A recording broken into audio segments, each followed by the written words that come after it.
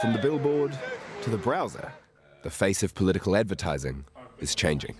We've never seen an app like TikTok before, both in terms of the pace of its growth, the cultural gravity that it's asserted, and the way that, for young people in particular, it's become almost everything. The National Party spent hundreds of thousands on ads like this on Facebook. Let's get our country back on track. But it was TikTok ads that cut through. National's TikTok garnered 17 million video views in the election campaign period, nearly 10 times Labour's TikTok total.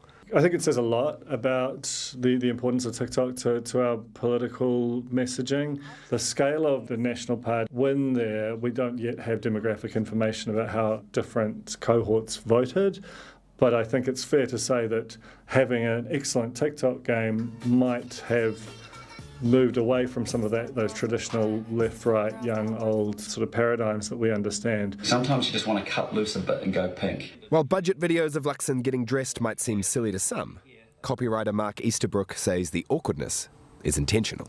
Doing things that, your opponents might think are cringe or awkward, that's a technique for injecting yourself into the online circles that you're not part of. You do something really awkward or unlikable, and your political opponents or the voters who aren't going to back you are more likely to share those with people and say, oh God, look at this fool. But you're spreading the impressions you're getting, you're spreading your visibility. And new mediums are changing the party's messages. And that plays into this idea of the presidentialisation of New Zealand campaigns. The growing importance of the party leaders, and especially the major party leaders, to the campaigns themselves, the more personal side of things, their likeability, do we sort of see ourselves in them?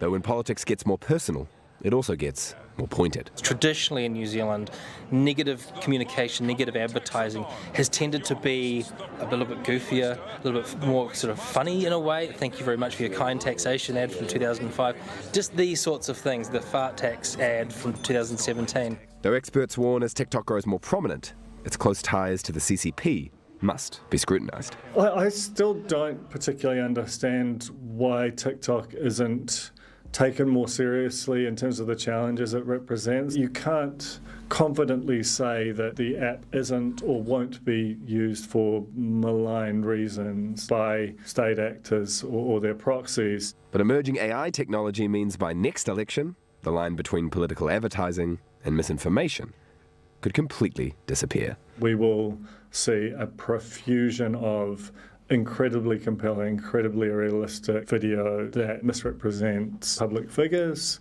We simply won't know what is and isn't real.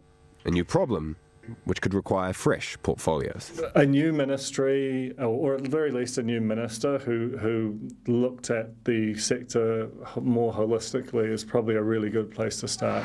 And so as our campaign trail shifts from here to here, the question of where it will be in 2026 could change the face of campaigning.